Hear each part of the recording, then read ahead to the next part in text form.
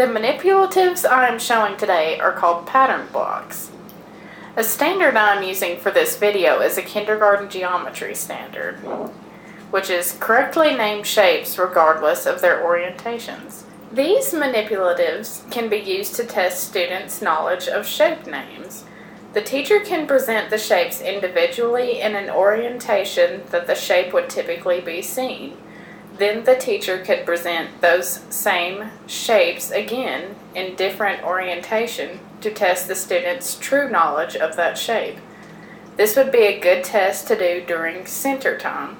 The teacher could call an individual student to the table to perform this test.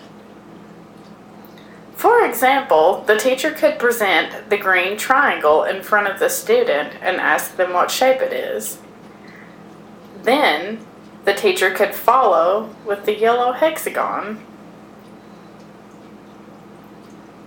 orange square, red trapezoid,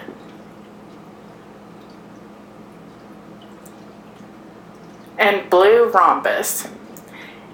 Each shape could be presented individually. Also, one of each shape should be placed in a group together. The teacher can ask the student to point and touch each shape to name which shape it is. For example, this is how you could group your shapes in front of your student.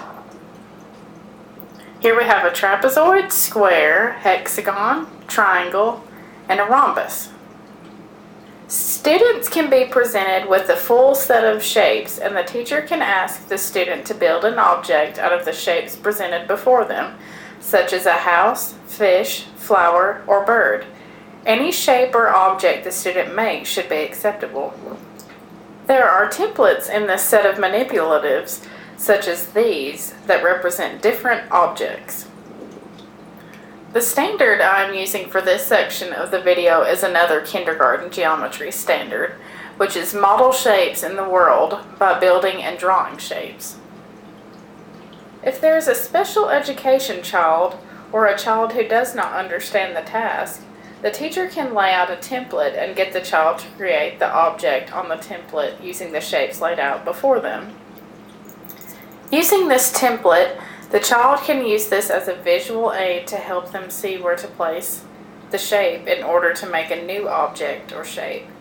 It is good to let the child choose which template they want to use according to their interest. This is one example of what it could look like as a child was adding the shapes. So here you can see we are using all of the shapes in the set to create a house.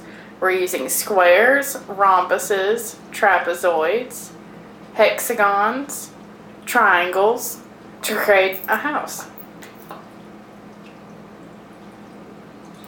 For students who understand the task, the teacher can allow the student to use their imagination to create a new shape or object. So here I'm about to create a boat using rhombuses and hexagons, trapezoids, as well as other shapes. As you can see, this is a way children can use their imaginations to make their own shapes or objects. So here I'm placing squares as a part of the boat, and I'm placing a triangle here to make part of the sail, a trapezoid, another trapezoid, and a rhombus. And as you can see here, it creates the boat. The teacher can ask the child what shapes they use to build their new object or shape. The teacher can also ask what the student would name the object or shape they created, either from the template or from their own design. Using these pattern blocks really helps the child to visually see the shape. They remember the name of the shapes and how they fit together by physically getting to touch and move the shapes to create new objects. Children remember things better when they are having fun, so children working with these pattern blocks would get to display their imagination as they create new objects.